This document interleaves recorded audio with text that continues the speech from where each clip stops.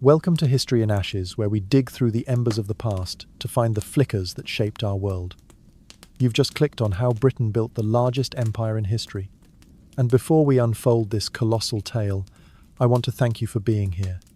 You've probably come across maps where half the globe is coloured in red.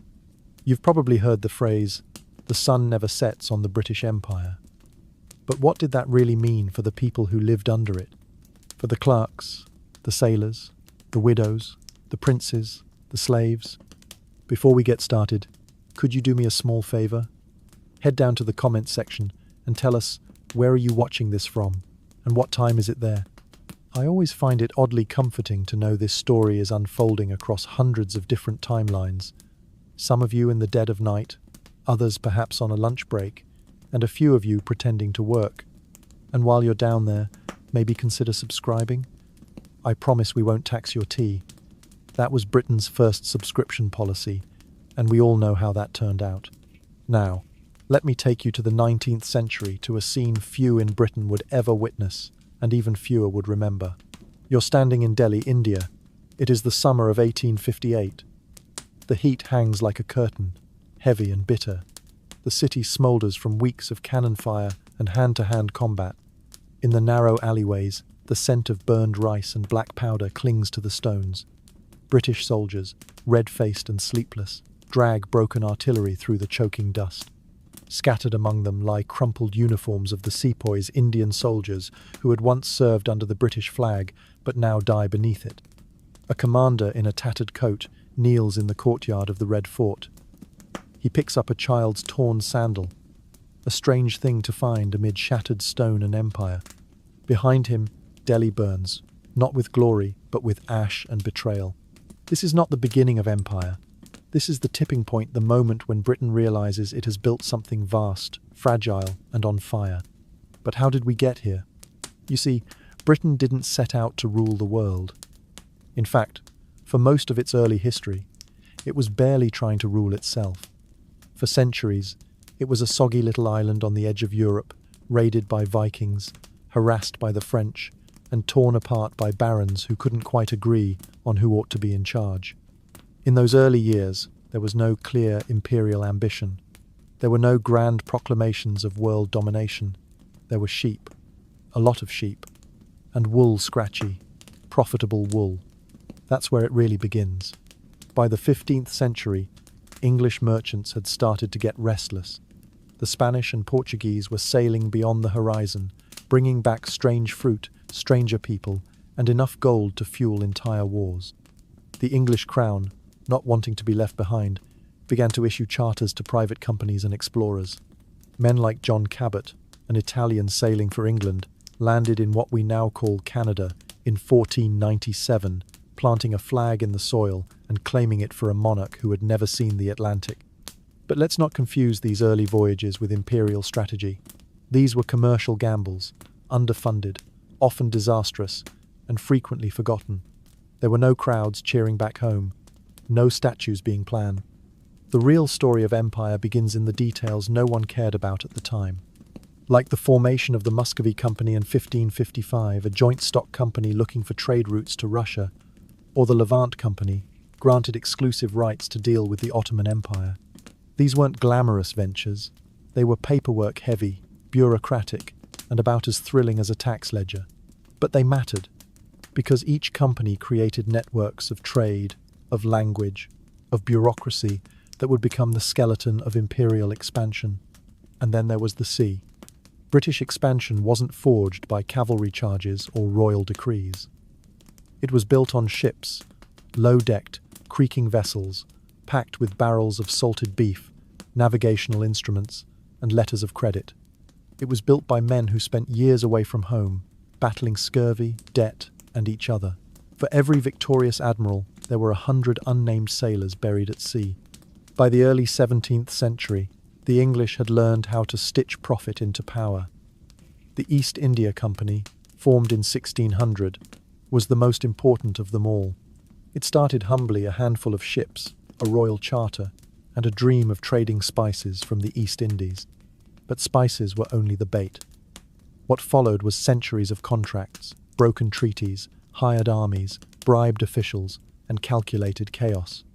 By the time we returned to Delhi burning and broken in 1858, that little company had become an empire in everything but name. And yet, if you asked the average Londoner in 1700 what their empire looked like, they'd likely shrug. It wasn't the red you see on maps today. It was patchy, fragile, and frequently on the brink of collapse. Colonies in North America were barely holding on. The Caribbean was a brutal experiment in sugar and slavery. India was a curiosity, valuable, yes, but distant and alien. So how did it grow? That's what we'll explore in the next chapter.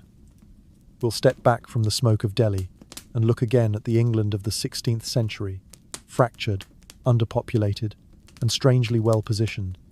Because the story of empire isn't just about kings and battles.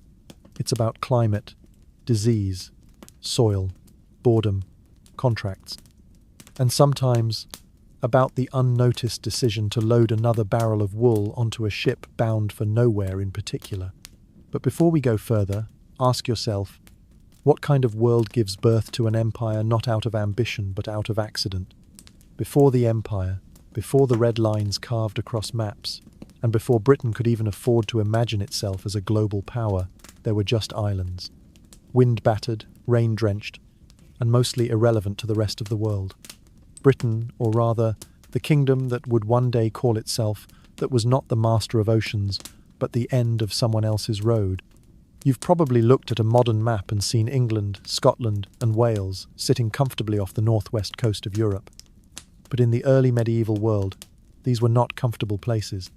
These were borderlands not between countries, but between civilizations, between the Roman world and the forests beyond it, between the Catholic world and the pagan north, between the known and the unknowable. After the Romans left in the early 5th century, these islands became a loose collection of rival kingdoms, warlords, and cultures: the Anglo-Saxons, the Picts, the Celts, the Norse. For centuries, there was no England, there was no Britain. There were just names scratched into stones, and temporary allegiances that died with the men who made them. And yet, here, in the mud and the mist, something strange began to happen. Over time, these fractured communities began to consolidate. Under pressure from Viking raids and internal strife, power began to centralize. By the 10th century, the Kingdom of England emerged fragile, feudal, and perpetually under threat. Why does this matter to the story of empire? Because survival forces invention. England could not rely on size, population, or natural wealth. Unlike France, it had few fertile valleys. Unlike Spain, it had no gold flowing from the Americas. It had to make do with sheep, stone, and stubbornness. Wool became the first engine of English wealth. Not coal, not steam. Wool. In the medieval economy, English sheep produced a fleece so fine and desirable that it became the backbone of European textile trade. That's why so many English cathedrals and colleges were funded by wool merchants. It's why Parliament's upper chamber still seats its speaker on a ceremonial bag of wool, the woolsack. But wool didn't make an empire. It just paid for one. What wool did do quietly, steadily, was create a class of merchant capitalists. Men who understood profit, trade routes, tariffs, men who kept records, men who, centuries later, would fund the voyages that turned wooden ships into weapons of global reach. Meanwhile, on the political front, England began shaping itself into something unique. It wasn't a particularly rich country, nor a particularly large one, but it was oddly stable. The Norman Conquest in 1066, led by William the Conqueror, brought devastating war to England's shores, but it also planted the seeds of a centralized bureaucracy. William's Domesday Book, a nationwide survey of land ownership and taxes, was one of the most ambitious administrative projects in European history at that time. It showed not just the power of a king, but the power of knowing who owned what and where. If you've ever worked in logistics or accounting, you know this truth. Organization builds empires. Throughout the Middle Ages, England developed a curious talent for record-keeping, legal codification, and administrative control. Boring stuff, but essential stuff. When England later took control of foreign territories, it didn't just plant flags. It sent clerks, surveyors, tax collectors, map makers. These early domestic systems, trial by jury, land registries, local governance, became exportable tools of empire. But the path wasn't smooth. Throughout the 12th and 13th centuries, England tangled itself in costly wars with France, rebellions in Wales, and conflicts with Scotland that would stretch for centuries. Then came the Black Death in the mid-14th century, killing perhaps half the population. Then came the Wars of the Roses, a brutal civil war between rival factions of the English nobility that left the crown weak, the land ravaged, and the common people largely forgotten. You might expect a nation so frequently at war with itself to collapse, or at least stagnate. But something different happened. In the crucible of internal chaos, England became efficient. It had to. The late 15th century saw the rise of the Tudor dynasty beginning with Henry VII, a king who seized power not by conquest, but by compromise. His reign, and that of his son Henry VIII, would centralize power like never before. Monasteries were dissolved, wealth was confiscated, the nobility was curbed, the navy was expanded. And then came Elizabeth.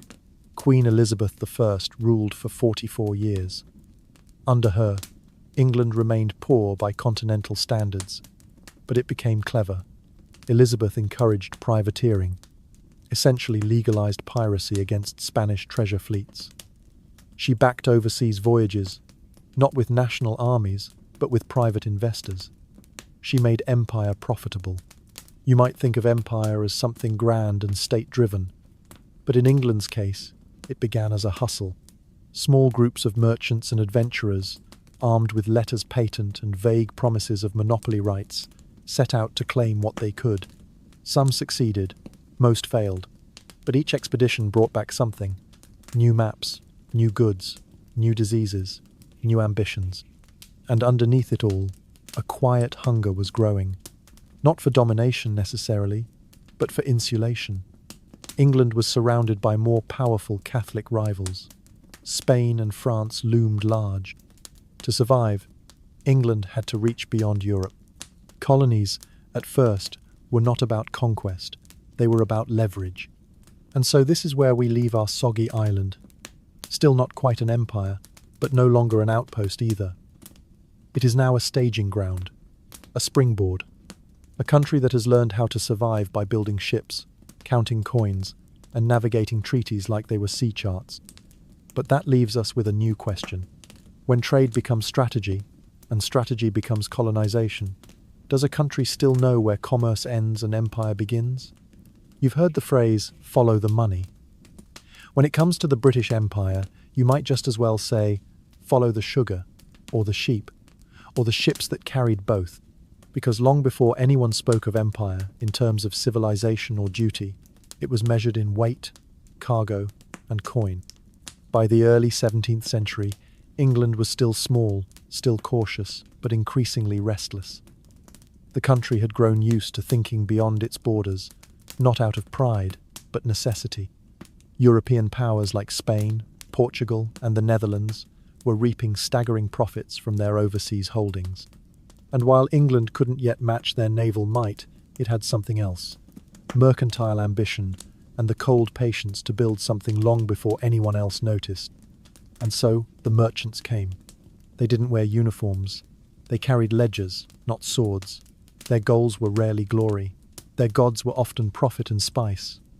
These were the men who formed the backbone of English overseas expansion traders, financiers, and risk-takers who operated under the flags of companies, not crowns. At the center of this economic revolution was the joint stock company, a revolutionary idea in its own right. The joint stock model allowed multiple investors to pool money into a single voyage or project, sharing both risk and reward. No longer did one nobleman have to risk his entire fortune on an expedition to the East Indies. Instead, dozens of men could buy shares in a single voyage, and if it failed, well, so be it. There would be another. The most famous of these early ventures was the East India Company, founded in the year 1600. But there were others: the Virginia Company, the Royal African Company, the Hudson's Bay Company. Together, they formed a patchwork of English commercial power that would one day harden into empire. But at this stage, it wasn't yet about governance. It was about extraction. The colonies that began to sprout across the Americas and the Caribbean were less like towns and more like factories. Islands like Barbados, Jamaica, and later St. Kitts became sugar plantations, worked brutally by enslaved Africans and controlled by absentee British landlords. Sugar, in this period, was more than a luxury. It was a currency, a medicine, even a form of wage. It made the rich richer. It fed the engines of European consumption. And in England's case, it did something more. It taught empire how to run on routine. Plantation slavery, especially in the Caribbean, was not improvised. It was measured, controlled, documented. There were rules for how many lashes could be given in a day, for how long a man could survive before replacement was necessary. It is in these grim ledgers that we find one of the great truths of British imperial expansion. It was often less about ideology and more about management.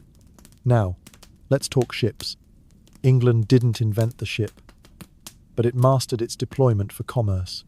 The triangular trade, as it came to be known, connected 3 continents in a deadly loop. From England, manufactured goods sailed to Africa. From Africa, enslaved people were transported across the Atlantic to the plantations. From the Americas and Caribbean, sugar, tobacco, and cotton returned to English ports. It was an efficient system, and a brutal one. You might be tempted to imagine empire as a vast military machine, conquering territory by force. But in this stage of the British story, the sword followed the spreadsheet. Control came not through legions, but through contracts. Companies negotiated with local rulers, paid bribes, offered credit, and built forts not as expressions of power, but as warehouses for trade goods. Even in India, which would become the crown jewel of the empire, the early English presence was modest. The East India Company didn't arrive with armies. It arrived with spices, textiles, and cash. Its power grew not from strength, but from entanglement, marrying itself to local politics, exploiting rivalries, and gradually replacing trust with dependence. And back home, Britain, still not great in any formal sense, was quietly transforming. The Industrial Revolution hadn't begun yet, but the outlines were forming. Enclosure Acts pushed rural populations into cities. Agricultural productivity increased, and a merchant class, wealthy, literate, and ambitious, began to flex its influence in Parliament. You see, the empire wasn't just expanding abroad, it was consolidating at home. Trade brought wealth. Wealth brought political power. And power brought the ability to shape laws in favor of further expansion. Tariffs, navigation acts, colonial monopolies, all of these emerged from a parliament increasingly intertwined with commerce. By the late 17th century, England wasn't just a nation with colonies. It was becoming a nation shaped by them. And still, most people living in Britain would never leave its shores. They would never see the sugar plantations or smell the spices of Calcutta. But their lives were changed all the same. Sugar in their tea, cotton in their clothes, news from the Indies in their pamphlets, paintings of distant lands in galleries they'd never visit. The empire was not always visible, but it was always present. And then there's the human cost. For every merchant who prospered, there were hundreds of enslaved Africans transported in appalling conditions. For every colonial governor who dined in luxury, there were dozens of local workers, soldiers, or indentured servants whose names have vanished from history. The British Empire, even in this early phase, was built on systems of exploitation that were as organized as they were unacknowledged. Still, at this stage, Britain did not yet rule the world. It competed with France, with Spain, with the Dutch. Its colonies were fragile, its global reach still uneven, but it had 2 advantages: patience and paperwork. The British learned to wait, to negotiate, to insert themselves into systems they did not create. They were not always the first on the scene, but they were often the last to leave. And so, as the 18th century approaches, the question lingers. When does commerce become conquest? And can a country build an empire without meaning to? By the dawn of the 18th century, Britain had grown used to thinking in global terms, not out of delusion, but necessity. It had ships in every ocean, merchants in every port, and a bureaucracy that could track a cargo of nutmeg from Java to Hull without ever leaving London. Still, it was not yet the undisputed master of empire. France, Spain, and the Dutch Republic all held sprawling colonies. And on land, Britain remained modest, a nation of trade, not armies. But that was beginning to change. Not with a loud proclamation, not with a royal decree, but with the slow, creeping fusion of commerce and force. Because once you start protecting your trade, you inevitably start expanding your influence. And once you expand your influence, you start governing. Not out of ideology, but out of convenience. Let's begin in India. In the early years of the East India Company, trade posts like Madras, Calcutta, and Bombay were just that, posts. Fortified warehouses, staffed by clerks, guarded by small contingents of local troops and a few hired Europeans. The British were minor players compared to the powerful Mughal Empire, which governed most of the subcontinent with sophisticated administration and deep cultural roots. But the Mughal Empire was beginning to fragment. Local governors, or nawabs, increasingly operated as independent powers. Rivalry grew, wars broke out. Into this shifting landscape, the East India Company inserted itself at first, diplomatically, then militarily. The transformation was subtle at first. A British trading post would be attacked, and the company would respond by hiring more soldiers, sepoys, mostly Indian troops trained in European fashion. Then the company would form alliances with local rulers, offering military support in exchange for commercial privileges. Then, inevitably, it would begin collecting taxes. By the middle of the century, the company was no longer just a trading organization. It had an army. It controlled territory. It signed treaties. It minted coins. It had become, in all but name, a state. And back in London, many were just fine with that. After all, it wasn't the British government doing the conquering, it was a company, a line item on the stock exchange, a private venture generating public wealth. But it wasn't only in India that Britain's sword began to emerge from its scabbard. In the Americas, conflict with France had become a pattern. The colonies in North America were not vast empires in themselves, but frontier societies, scattered farms, port towns, and coastal cities. But their proximity to French territory made them volatile. The War of the Spanish Succession, beginning in 1701. The War of Jenkins' Ear, yes, that was real, in 1739, and especially the 7 Years' War, from 1756 to 1763, dragged Britain into frequent battles across continents. The 7 Years' War, in particular, deserves special attention. Often called the First World War, it was fought in Europe, the Caribbean, North America, West Africa, and India. Britain and France stood at the centre, their empires striking each other's colonies, trading forts and allies. When it ended, Britain had won decisively. France ceded Canada. Spain lost Florida.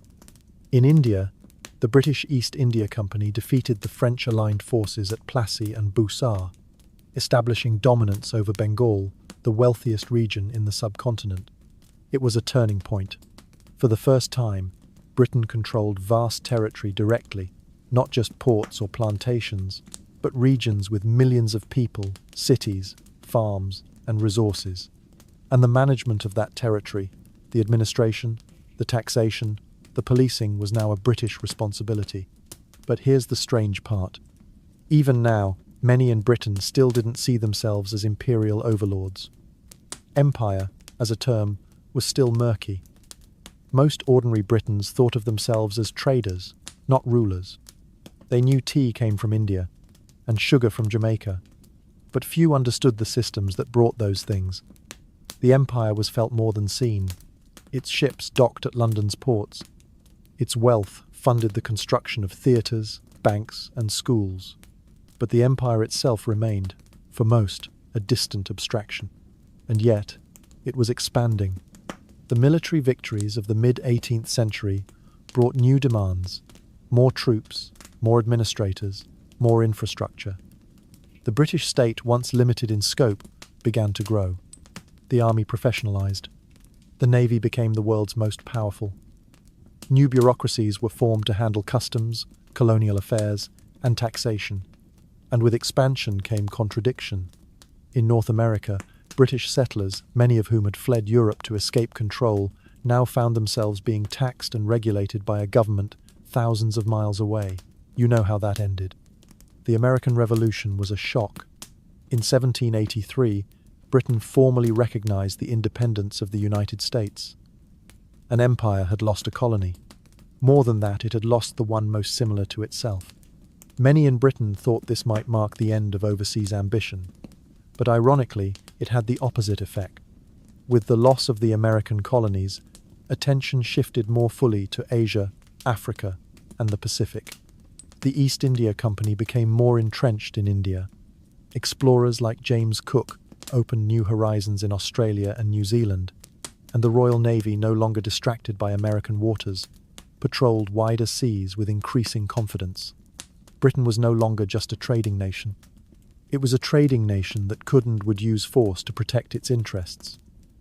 It had learned that markets could be taken by treaty or by cannon, that shipping lanes could be guaranteed by naval blockades, that peace could be purchased or enforced. And all of this required something new: ideology. If you're going to occupy land and control people indefinitely, you can't just say, "It's for the money." Eventually, you need a higher justification: civilization, order, progress. But that part of the story is still ahead. For now, as the 18th century ends, Britain stands transformed. It has lost one continent and gained several more. It has gone from merchant to manager, from company to colonizer. So ask yourself, when profit demands power and power demands permanence, does the empire still belong to the merchant? Or has it become something else entirely? Let's begin. Not in a palace or a battlefield, but in an accounting room. The floorboards are stained with ink. The air smells faintly of damp parchment. And a clerk, young, overworked, and quite possibly ill, is recording grain inventories in a dusty ledger. This isn't fiction. This is how the British Empire in India functioned for much of the 18th and early 19th century. You might be imagining India as a British colony at this point, with all the rigid control and bureaucracy you'd associate with formal empire. But that came later. For now, India wasn't ruled by a government. It was ruled by a company, a private business chartered by the Crown, with shareholders, quarterly returns, and ledgers that mattered more than lives. The East India Company. By the late 1700s, the company was no longer just a spice trader. It was a military force, a tax-collecting regime, a legal authority, and a land-holding Goliath. It maintained its own army at times larger than Britain's official forces and governed tens of millions of people. Yet technically, it was still just that, a company, one whose ultimate purpose was not justice, stability, or governance, but profit. How did this happen? The key turning point was the Battle of Plassey in 1757. It wasn't a vast military campaign, more a carefully staged betrayal. The East India Company, under Robert Clive, sided with a rebel faction against the Nawab of Bengal. They bribed his generals, promised rewards, and won the battle with far less fighting than it appears on paper. What they gained, however, was extraordinary. Bengal, the richest province in India, was now under company influence. Within a few years, they acquired the Diwani, or right to collect revenue, which meant they could now tax millions of Indian peasants. It would be a mistake to think the company now behaved like a responsible government. It didn't. It behaved like a monopoly in over its head. The company was always understaffed in India. Fewer than 2,000 British officials tried to govern tens of millions. Most were not trained administrators. They were ambitious young men seeking fortune, known as nabobs.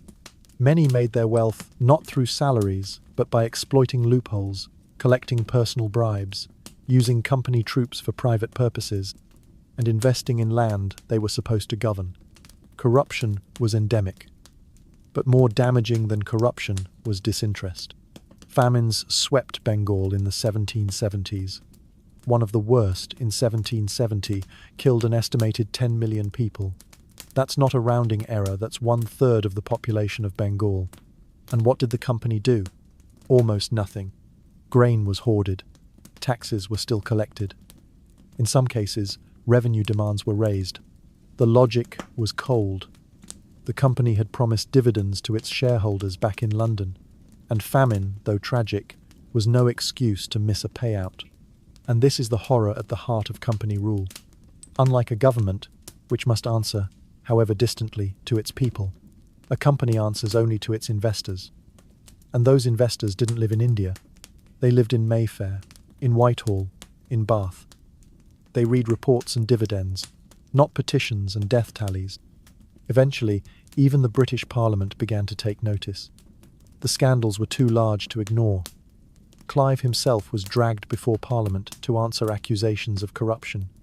The British government passed a series of acts like the Regulating Act of 1773 and Pitt's India Act of 1784 to rein in company power. But here's the strange part. They didn't abolish the company. Instead, they began to supervise it, to entangle it more deeply with the British state. India became a kind of hybrid ruled by a company, overseen by a government, profiting both. The logic was simple.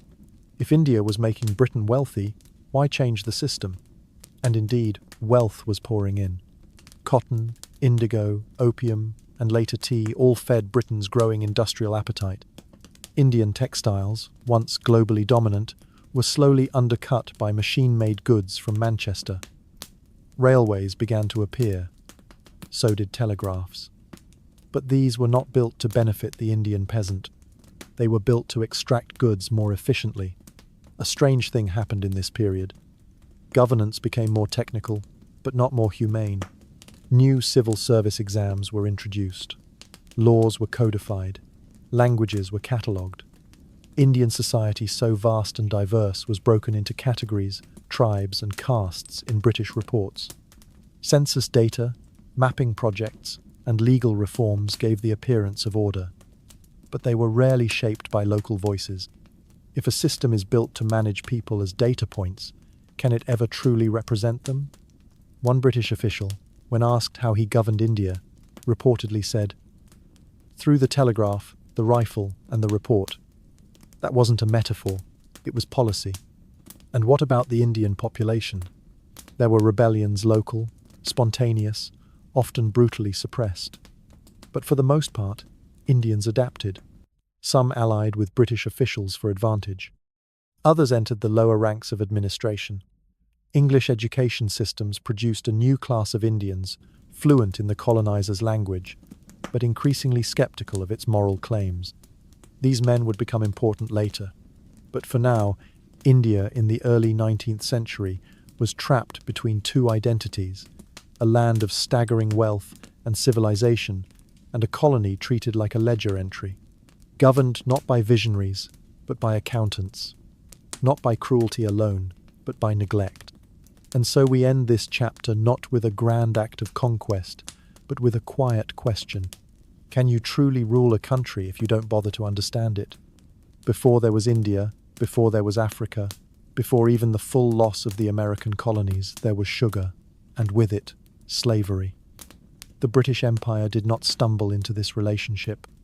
It designed it, it systematized it, and for over 200 years, it profited from it. This is not a comfortable chapter, nor should it be. Let's start in Barbados. It is the 17th century, and Barbados is a small island unassuming, less than 160 square miles. The soil is fertile, the heat is intense, and the land has already been stripped of its native forests.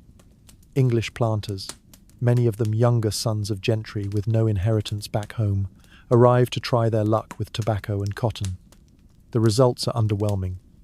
But then they try sugarcane, and everything changes. Sugar isn't just sweet. In this period, it's medicinal, it's luxurious, it's addictive. Sugar is a symbol of class, of refinement, a substance that turns breakfast tea into ritual. But it is also labor-intensive. Sugarcane does not harvest itself. It must be cut by hand, boiled in vats and refined under hellish conditions. The planters try indentured servants, poor English and Irish labourers who work for passage to the New World. But they die quickly. The labour is too brutal, the contracts too short, and the profit margins too tight. So the planters look elsewhere, West Africa. The British were not the first to enter the transatlantic slave trade. The Portuguese and Spanish had been doing it for a century. But when the Royal African Company was chartered in 1660, the British entered with efficiency, scale, and a distinct lack of imagination about what it meant to turn people into property. Here's how it worked. Ships left ports like Liverpool, Bristol, and London, filled with manufactured goods, guns, textiles, metalware. They sailed to the West African coast, where these goods were traded to African intermediaries, often local rulers or merchants for enslaved people. The captives were packed into ships, shackled, and transported across the Atlantic in what would later be called the Middle Passage. Death was common. So was disease. So was suicide. Those who survived were sold in Caribbean markets, Jamaica, Barbados, Antigua, and put to work on plantations. The sugar produced was sent back to Britain, and the ships, now full of sugar and rum, returned to their home ports. A triangle of commerce, fueled by misery. It was horrifying. It was also wildly profitable. In 1770, the British Caribbean produced over 80% of the world's sugar. Wealth flowed into merchant banks. Country estates were built on slave profits.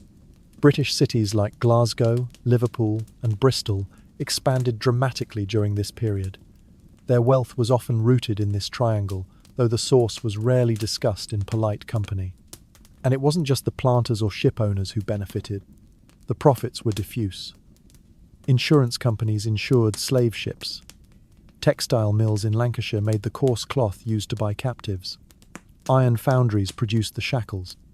Even universities, including some of the most prestigious, accepted donations from men whose fortunes were soaked in molasses and blood. And what of the enslaved? They resisted, they escaped, they preserved culture, they died. And they were born into a system that had already decided their worth in pounds, not years. Slavery in the British Caribbean was violent, regulated, and impersonal. It was less chaotic cruelty and more an industrialized system of labor control.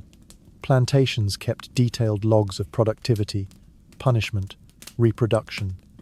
Some estates treated enslaved people as capital assets to be passed down in wills. Yet even within this system, humanity flickered through. Songs survived. Religious practices adapted. Families formed. In the crevices of empire, life persisted. By the late 18th century, cracks were forming in the edifice. The slave trade had its defenders, powerful ones. But it also had critics. Quakers were among the first organized opponents. Former slaves who had gained their freedom began to publish narratives, and British abolitionists like Thomas Clarkson and William Wilberforce brought the issue to Parliament. Still, change was slow. It was not morality that finally broke the trade. At least, not morality alone. It was economics. Rebellions in the Caribbean, particularly the Haitian Revolution beginning in 1791, terrified European slave-owning elites. The uprising in Saint-Domingue, which ended with the creation of the first Black Republic in 1804, showed that enslaved people were not passive instruments of labor. They were agents of history. In Britain, the abolition of the slave trade in 1807 was a landmark, but it did not end slavery. Enslaved people in British colonies remained in bondage until 1833, and even then, emancipation was partial. Planters were compensated for their losses. The formerly enslaved were often forced into apprenticeships, a euphemism for continued exploitation. It is worth reflecting on this. No enslaved person received compensation, no family received reparations. But the British government paid the equivalent of billions in today's money to former slaveholders, a debt British taxpayers only finished paying in the year 2015. And yet, the legacy of the Caribbean experiment lives on. In food, in music, in diaspora, in the architecture of wealth, and the silence of textbooks. The Caribbean was Britain's imperial laboratory, a place where it learned to manage land, extract wealth, and suppress resistance. These methods refined on sugar plantations would later appear elsewhere, in India, in Africa, in Southeast Asia. So here's the question we must sit with. If an empire is built on profit, can it ever afford to recognize the humanity of those it profits from? You are standing on the dock at Boston Harbor. It is winter, the year is 1773. The water smells of brine and protest. Barrels have been broken open, tea spills into the sea, and the mood is more than rebellious, it's revolutionary. But this is not yet the end of Britain's relationship with its American colonies. It's the unraveling of something much older, more patient, and in many ways, much duller than the drama suggests. To understand how Britain lost America, you need to understand how it ever had it. The early American colonies were not founded by the British Crown. They were not born of grand strategy or centralized design. They were born of debt, desperation, and faith. Take Jamestown, for example, founded in the early 17th century by the Virginia Company. It was a business venture. Investors in London, hoping to turn a profit, sponsored expeditions across the Atlantic. But the land they arrived at was not empty. Indigenous peoples, Powhatan, Narragansett, Mohawk had lived, hunted, and governed these lands for centuries. The British arrival disrupted this balance. It brought disease, guns, and new power struggles, but also agriculture, fences, and an unsettling permanence. These weren't just explorers, these were settlers. And as more arrived Puritans in New England, Quakers in Pennsylvania, farmers in the Carolinas, the colonies took shape.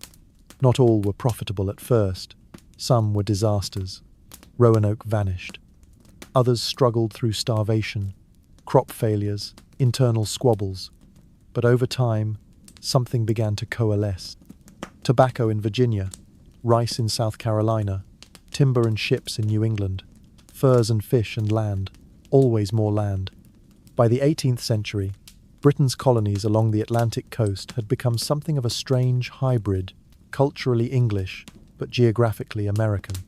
Town meetings and local assemblies gave colonists a taste for self-governance.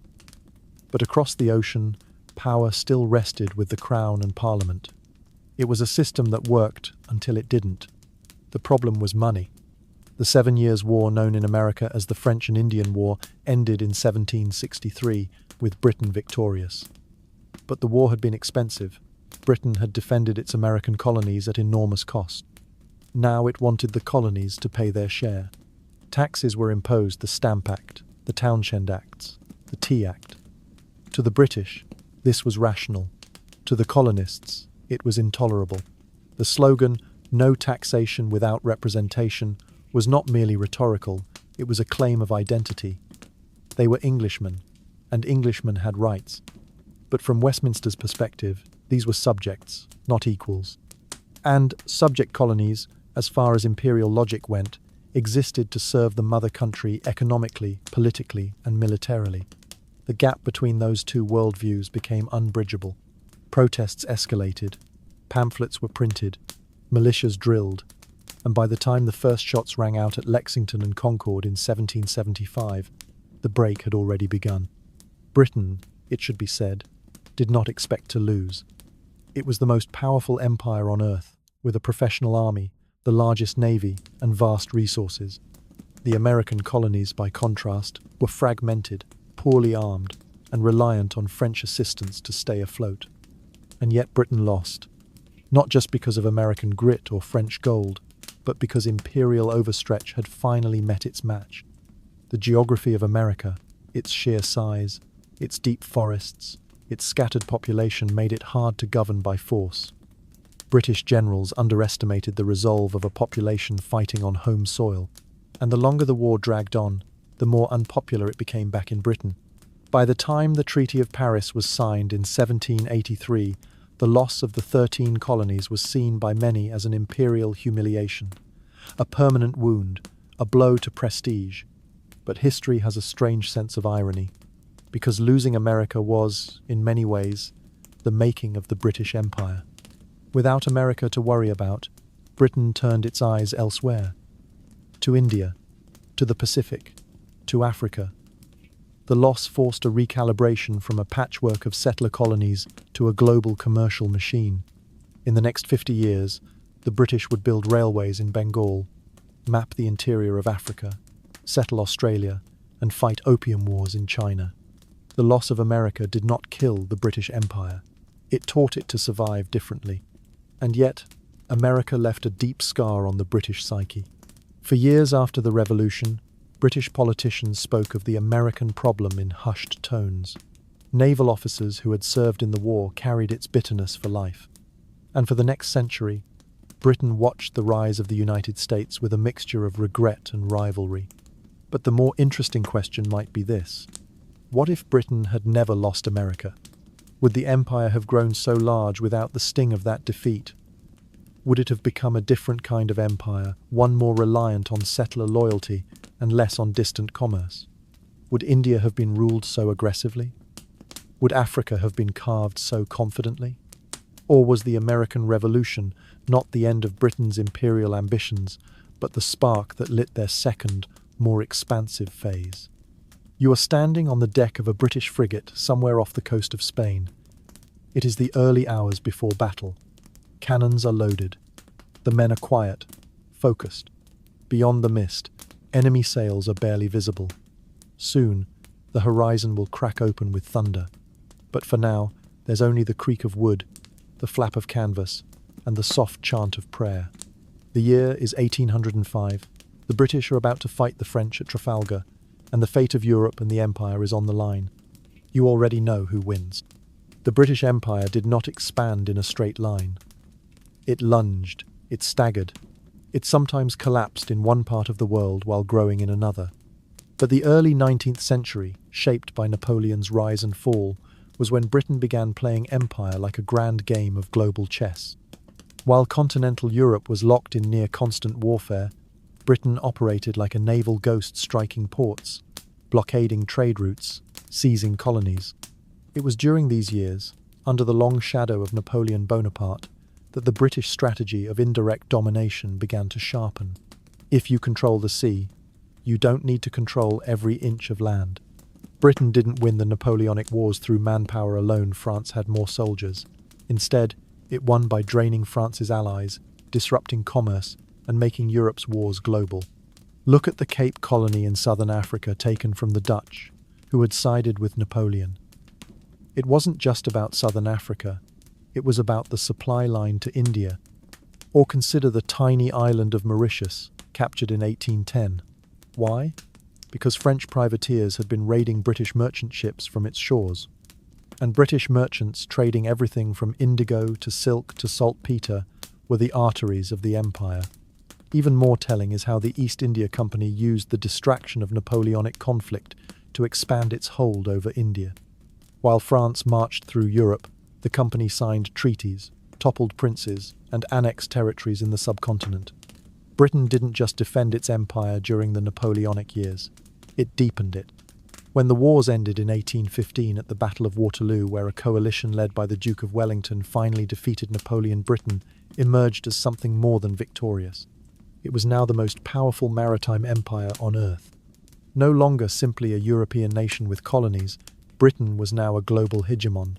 The Royal Navy was unmatched. The merchant marine was vast. London was becoming the financial capital of the world.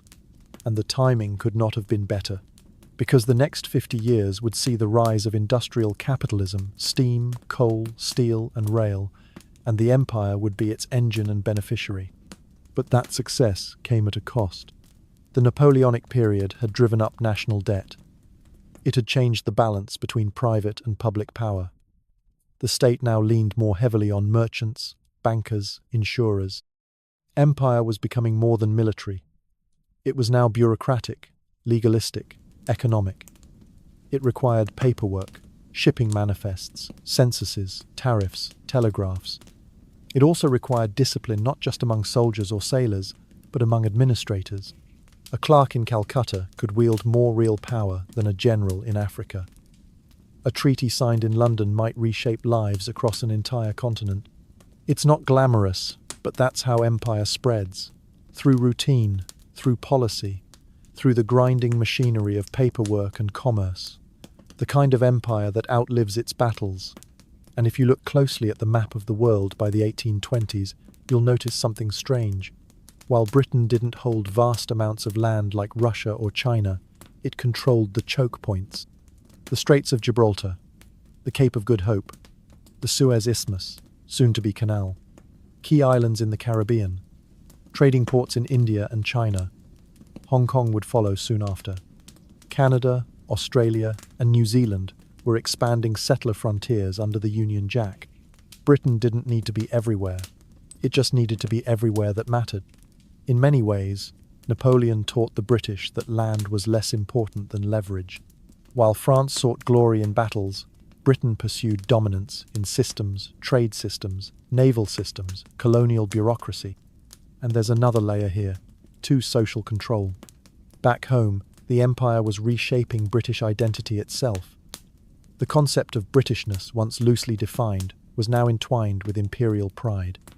Children were taught imperial history in schools. Magazines published thrilling tales of distant colonies. Tea from India, sugar from Jamaica, cotton from Egypt, all became normal parts of the working-class British breakfast table. Empire became invisible not through absence, but through routine. The British didn't always feel like they were building something grand. They were just managing it. Filing reports, passing laws, inspecting ships, printing maps. And yet, the world was changing under their fingertips. And all of this, from the battles of Trafalgar to the tariffs in Bengal, leads to a quiet question. What happens when an empire begins to manage itself more than fight for itself? Does it become stronger or more vulnerable? Does stability become a strength or a trap? It begins not with conquest, but with something stranger, a cable, a slender, copper-threaded line stretched beneath the sea, connecting Britain to India in a matter of minutes. Not ships, not months, minutes. It is the 1870s, and you live in the age of steam, wires, and iron rails. Empire, once defined by distance, now collapses into proximity. The sun never sets on it, but it no longer sleeps, either. Welcome to Queen Victoria's empire, not just the largest in history, but the most intensely organized, measured, and mechanized dominion the world had ever known. And you are right in the middle of it. The Victorian age often evokes lace, petticoats, and stiff collars. But that's only the surface. Beneath that is the deep hum of machinery railways punched through jungles, telegraph poles rising beside rivers, gunboats patrolling tropical coasts, and bureaucrats ticking boxes in vast colonial offices. The empire was no longer expanding just by musket or treaty. It was expanding by timetable. Everywhere the British went, they tried to bring regularity. Time zones, census data, street maps, railroad gauges. It wasn't always about control often. It was about order. Empire became a matter of managing chaos. And there was plenty of chaos to go around. Take India, the crown jewel. After the violent uprising of 1857, which Britain called the Mutiny and Indians remember as the First War of Independence, the East India Company was dissolved. In its place, Queen Victoria became Empress of India. The shift from private company rule to direct crown control marked a massive reorganization. Out went profit-seeking traders, in came civil servants and reformers. Schools were established, railways expanded, and law codes imposed. But do not mistake order for justice. British law in India was not fair. The infrastructure served British economic needs first. Indian peasants grew opium for export, not food for themselves. Railroads carried troops and raw materials, not farmers or passengers. Everything was optimized for extraction. And yet, the same railways would later become tools for Indian nationalism, allowing revolutionaries to travel, organize, and resist. The British never realized they were building the future enemies of their empire. And this tension between control and chaos ran through the whole Victorian project. In Africa, European powers raced to carve up the continent, an episode known blandly as the Scramble for Africa. British forces seized Egypt, Sudan, and huge swaths of southern and eastern Africa. Sometimes they made deals with local rulers, sometimes they sent in soldiers. Often they did both. In Canada and Australia, meanwhile, settler colonialism surged. Indigenous populations were pushed aside or exterminated. Land was mapped, fenced, and farmed under English law. Towns sprang up with names like Victoria, Adelaide, and Hamilton. Empire wasn't just somewhere else now, it was also home, wherever British settlers planted a flag. And all the while, industry back in Britain was booming. Coal from Newcastle fired the furnaces of Manchester, where mills spun cotton harvested in India and Egypt. That cloth was then shipped to Africa and Asia, not just as trade, but as cultural weaponry. British goods were advertised as modern, superior, necessary. Local fabrics, tools, even languages were branded as backward. This was the soft power of empire, not just armies and tariffs, but the shaping of thought. A boy in Lagos might wear a British school uniform. A clerk in Rangoon might write in English. A tribal chief in Kenya might receive a telegram. All of them were living inside a machine built thousands of miles away. Yet even machines break down. The more the empire expanded, the harder it became to govern. The bureaucracy grew bloated. Communication, even with telegrams, lagged behind reality. Small decisions in London could lead to famine in Bengal or rebellion in Burma. And slowly, voices began to rise not just among the colonized, but at home. There were reformers in Parliament, anti-imperial writers, trade unions asking why workers in Manchester lived in slums while profits went overseas.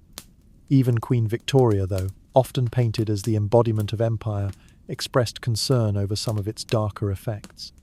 Still, the machine moved forward, and at its peak, the British Empire governed nearly 1/4 of the world's population, a fifth of the Earth's landmass. British banks financed railroads in South America. British missionaries preached in Chinese villages. British explorers drew borders on maps no local had ever heard of. They didn't just own the world, they redrew it. But what they couldn't redraw was human nature. With every act of control, resentment grew. From Irish nationalists to Indian congressmen, from Maori chiefs to African labourers, people watched, listened, learned. And they waited. For every bridge built, a memory of loss was buried beneath it. For every English language school opened, a local dialect disappeared. For every mile of rail laid, a culture was shaped and sometimes erased. And yet, and this is crucial, not everything the empire touched was destroyed. In many places, the story is more complicated. The British brought vaccines, railways, legal codes. They also brought inequality, famine, and violence. But the people they ruled were not passive. They adapted, they resisted, they survived. They took British systems and bent them to their own goals. Empire was not just imposed, it was interpreted. And so, by the end of Victoria's reign in 1901, the empire stood tall but not stable. You could travel from Cape Town to Cairo under a British flag. You could send a telegram from London to Lahore. You could drink tea grown in Ceylon, sugar milled in the Caribbean, and read about it in a newspaper printed in Edinburgh. But underneath it all, the ground was shifting. The machines were still humming, the bureaucrats still filing. But in the quiet spaces between schoolhouses, train stations, and village squares, questions were beginning to form. What does it mean to be ruled by strangers? What happens when the empire's own tools are turned against it? What happens when the empire becomes too large, too slow, too certain? Imagine yourself waking up in a bustling colonial city somewhere in the British Empire. Maybe Calcutta, maybe Nairobi, maybe Kingston. The sun filters through shutters, street vendors begin their calls, and the scent of spices mingles with coal smoke. The empire, vast as it is, isn't just maps and politicians, it is lived every day by millions. You are one of them. It's easy to think of empire in grand gestures, battles, treaties, royal proclamations. But for most people, whether British expatriates, local elites, or peasants' empire, was ordinary life. The details of what you ate, how you worked, how you travelled, and even how you dreamed were shaped by imperial systems. Let's start with work. In the factories of Manchester, cotton spun was not just thread, but a lifeline connecting continents. Raw cotton came from India, Egypt, and America.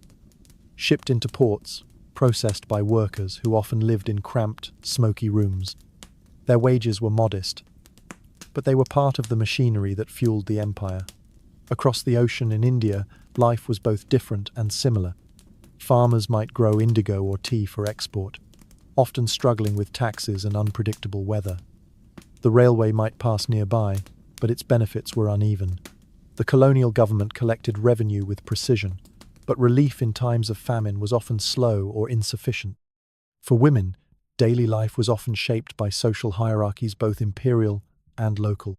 British women in colonies like Hong Kong or South Africa often formed exclusive clubs, churches, and schools, reinforcing social separation.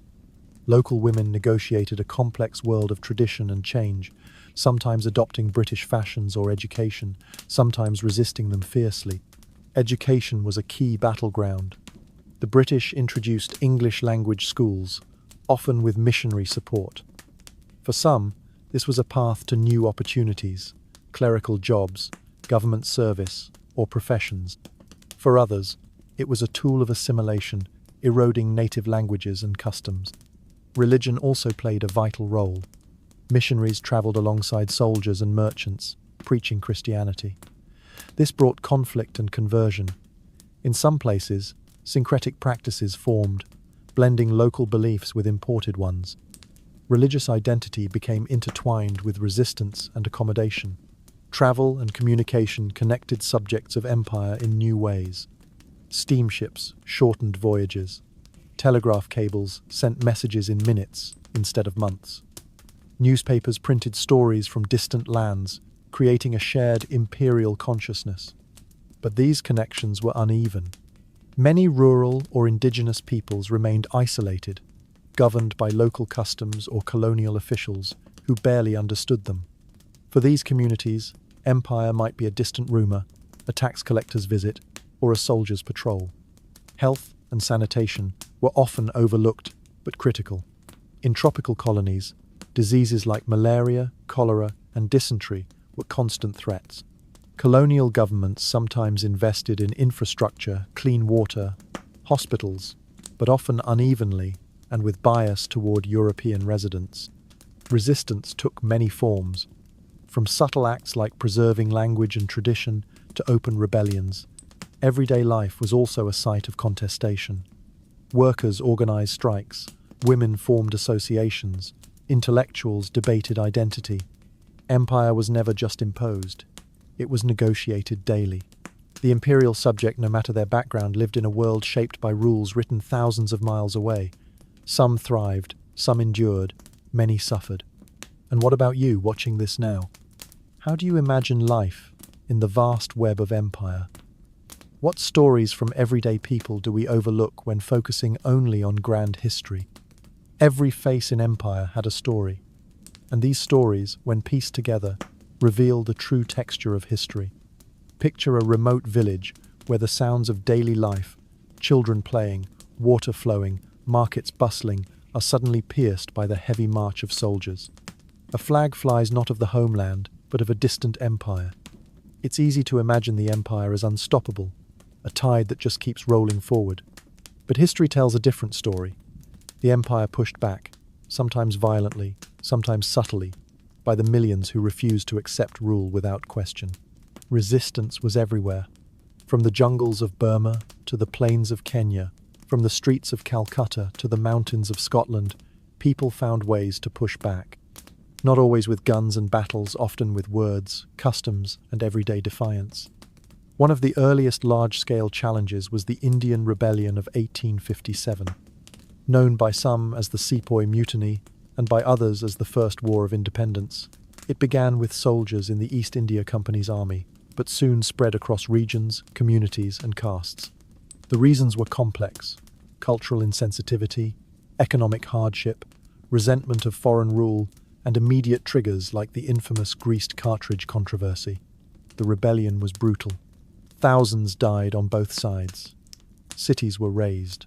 After the uprising, the British government took direct control, ending company rule. But the spirit of resistance did not end there. In the Caribbean, Maroon communities, descendants of escaped enslaved people, maintained autonomous zones, fiercely defending their freedom. The Haitian Revolution, which led to the world's first Black Republic, terrified slaveholding empires everywhere. Its shockwaves were felt in Jamaica, Barbados, and beyond. Africa was a continent of resistance and negotiation. Leaders like Shaka Zulu built powerful states that initially resisted European encroachment. Others, like Menelik II of Ethiopia, successfully defeated invading armies, preserving sovereignty. In North America, indigenous nations resisted displacement and cultural erasure through war and treaty negotiations. The story of Tecumseh, the Shawnee leader who forged alliances to resist American expansion, is one chapter in a long history of indigenous resistance. Resistance also took the form of intellectual and political movements. In India, the founding of the Indian National Congress in the late 19th century marked the beginning of organized political challenge. Leaders educated in British institutions used the language and ideas of the empire to argue for self-rule. Labour strikes, religious revivals, and cultural renaissances were other forms of rebellion. Not all were recognized as such by imperial authorities, but they shaped identity and sowed dissent. Even within Britain, resistance to empire's excesses emerged. Anti-imperialist activists, writers, and politicians criticized the violence, hypocrisy, and exploitation. Movements for Irish independence combined national liberation with critiques of British imperialism abroad. And yet, the empire adapted. It learned to co-opt elites, create administrative reforms, and use technology to monitor dissent. The establishment of police forces, intelligence networks, and censuses were tools to maintain control. But resistance never fully disappeared. It simmered beneath the surface, waiting, growing, changing shape.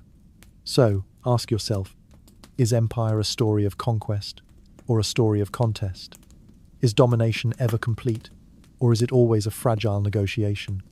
Imagine standing on the bustling docks of Canton in southern China during the early 19th century. The air thick with the scent of spices, tea, and something else, the sharp, acrid smoke of opium. China, ancient and vast, a civilization of millions, is grappling with a force that threatens its very sovereignty. This force is the British Empire, eager to balance its trade and deepen its influence. The story begins with tea. By the late 18th century, Britain had developed a thirst for Chinese tea, which had become a staple in British homes, powering everything from the morning routine to the afternoon ritual. But there was a problem. China didn't want much from Britain in return. They accepted silver, but they didn't buy British goods. This trade imbalance drained Britain's silver reserves. Enter opium. British merchants, backed indirectly by the East India Company, began exporting opium grown in India to China. This narcotic trade was illegal in China, but highly profitable. Addiction spread rapidly. Social disruption followed. The Chinese government, led by the Qing dynasty, tried to stop it. In the year 1839, Chinese officials, led by Commissioner Lin Zexu, confiscated and destroyed vast quantities of opium in Canton. The British government responded not with diplomacy, but with military force. Thus began the First Opium War. Britain's industrialized navy and army overwhelmed Chinese forces, whose weaponry and tactics were outdated in comparison. The resulting Treaty of Nanking in 1842 was humiliating for China. It ceded Hong Kong to Britain, opened several ports to British trade, and imposed indemnities. But the conflict didn't end there. Tensions escalated into the Second Opium War in the 1850s, involving Britain and France against China. This resulted in further territorial concessions, legalization of the opium trade, and the opening of more ports. China's sovereignty was fractured. Unequal treaties imposed foreign control over trade, justice, and even territory. Missionaries spread Christian influence. Foreign enclaves, treaty ports, became semi-autonomous zones. This chapter in imperial history is a stark reminder. Economic interests, especially when backed by military power, can reshape nations profoundly. The Opium Wars exposed China's weaknesses, but also planted the seeds of resistance and reform. They fueled the rise of nationalist movements, the fall of the Qing dynasty, and centuries of struggle over identity and sovereignty. For Britain, the wars were both a triumph and a warning.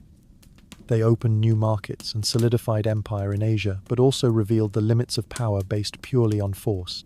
So, consider this. How do economic desire and moral ambiguity shape empire? And what price do nations pay when foreign powers impose their will through trade and gunfire?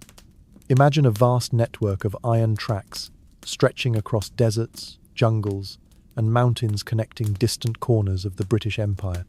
The whistle of a steam locomotive echoes as it carries goods, soldiers, and officials faster than ever before. Overhead, telegraph wires hum with messages sent in seconds instead of weeks. It's the late 19th century, and the empire is weaving an iron web that binds continents together. You might think this is just progress, technology spreading, but these railroads and telegraphs were more than tools. They were instruments of control and transformation. Take India, for example. The Great Indian Railway System began construction shortly after Queen Victoria became Empress.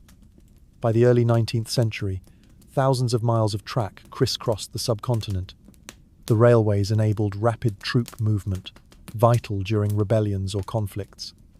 They also facilitated the export of raw materials, cotton, tea, jute-feeding British industries back home.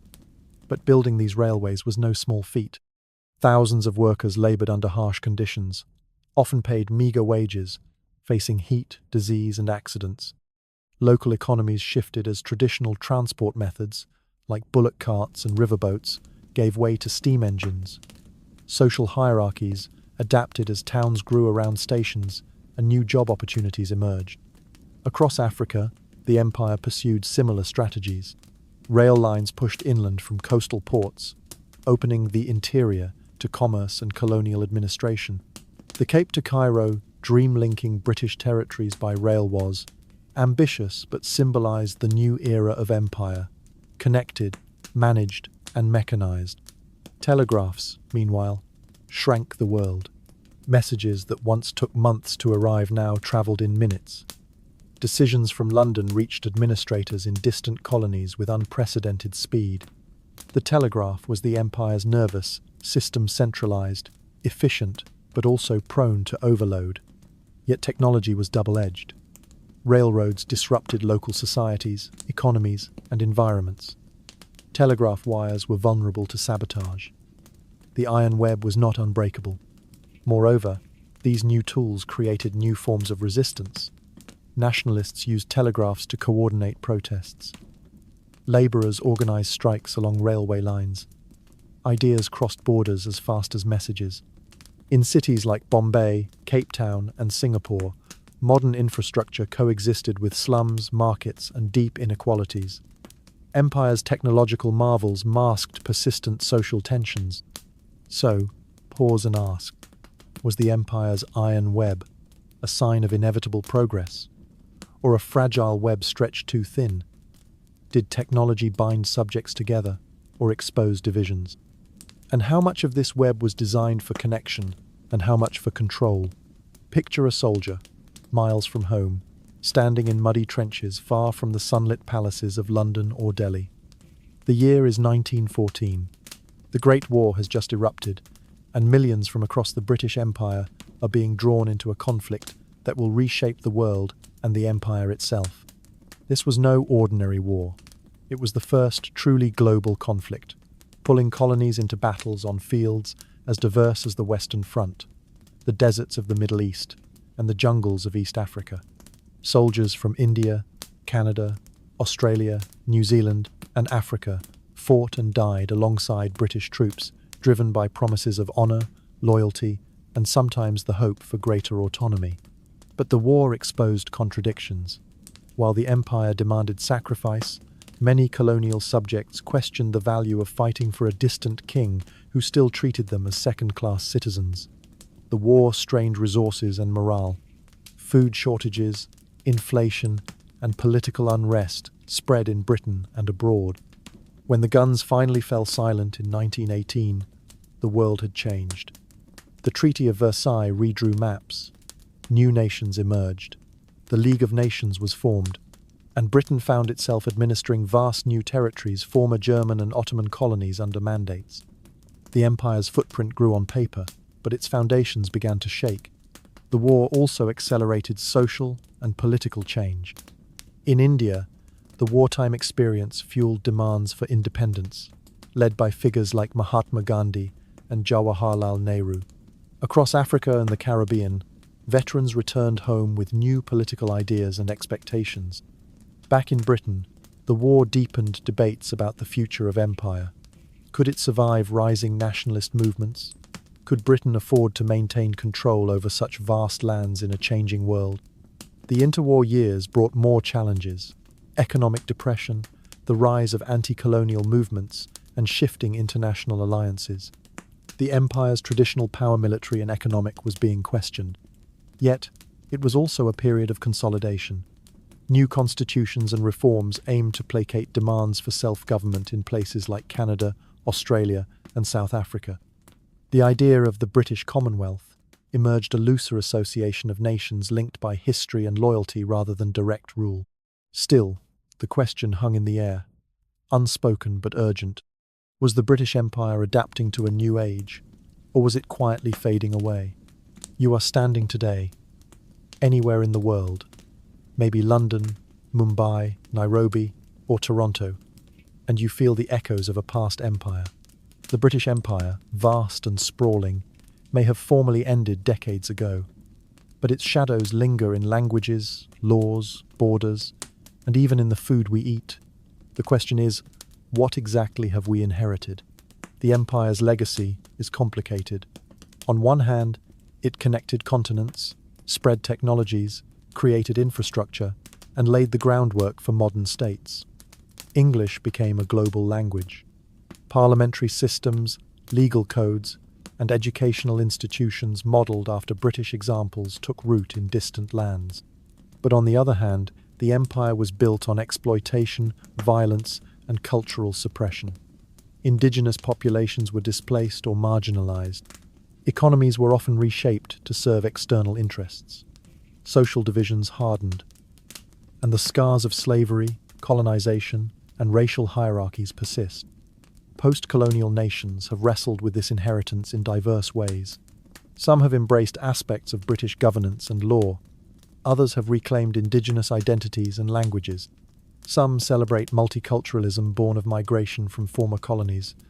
Others struggle with the inequalities and tensions left behind. In Britain itself, debates continue about how to confront this history. Statues, museums, and school curricula reflect an ongoing dialogue between pride, denial, and reckoning. And globally, the British Empire's story serves as a lens for understanding power, how it is gained, maintained, challenged, and remembered. But history is not simply about the past. It is about how we understand ourselves today. The Empire built a world connected, unequal, resilient. It shaped identities and destinies. Its legacy is alive in politics, culture, and memory. So as you reflect on this vast story, consider this. How do we acknowledge the full truth of empire, its achievements and its atrocities, without letting either story overshadow the other? How do we learn from it to build a more just and connected world? The British Empire may be gone, but its echoes are still with us in the places we live, the languages we speak, and the histories we tell.